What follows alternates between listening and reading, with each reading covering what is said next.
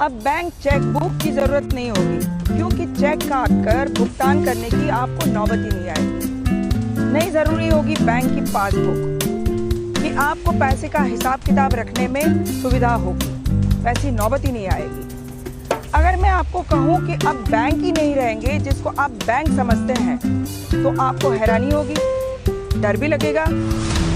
कल्पना कीजिए banking service के समानांतर एक नई व्यवस्था आ जाए, जिसमें ना तो वकील की जरूरत, ना ही अकाउंटेंट की, ना बैंकर्स की, ना इमिग्रेशन अधिकारियों की, ना ही सरकारी अधिकारियों की, और देश में ट्रांजैक्शन जारी रहे।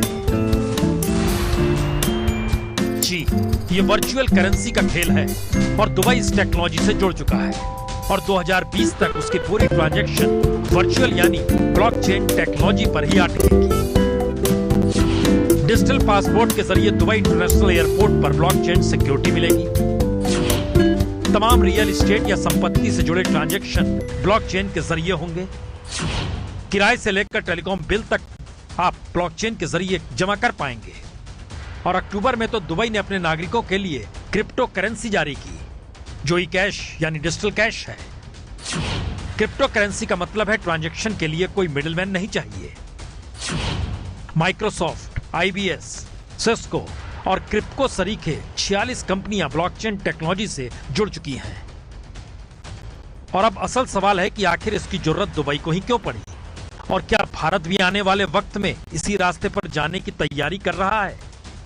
दुबई का कहना है उसने तकरीबन 1 करोड़ दस्तावेजों को ब्लॉकचेन टेक्नोलॉजी में डाल दिया है, जिससे दुबई ने 2.5 करोड़ लोगों के काम के घंटे बचा लिए और $1.5 मिलियन टैक्स भी बचा लिया।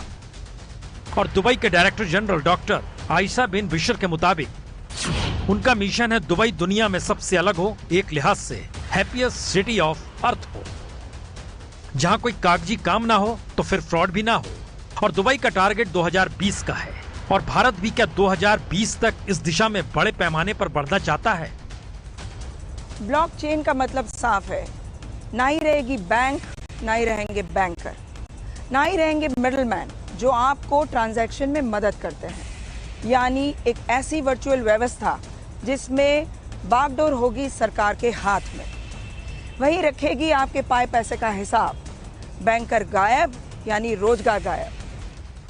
तो आखिरी सवाल यही है, क्या यह भारत जैसे लोकतांत्रिक देश में संभव है, या फिर भारत भी इसकी तैयारी कर रहा है और आने वाले वक्त में कोई मिडिल मैनेजमेंट जॉब रहेगी नहीं। यह सिर्फ एक सवाल है, पर इसकी गंभीरता इससे भी समझी जा सकती है अगर भारत में असमानता चरम पर है, हालातों ने 1921 वाली स्थिति को पकड़ लिया है, तो फिर कई थ्योरियां हैं।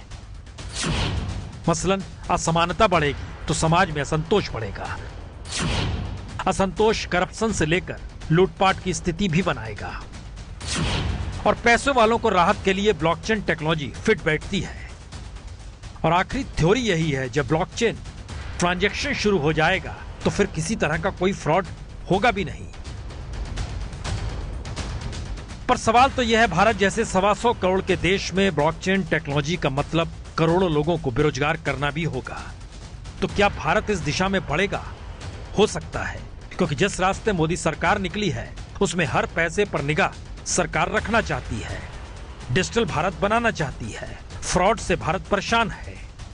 तो ऐसे में रास्ता यही बचता है जिसे दुनिया अपना रही है।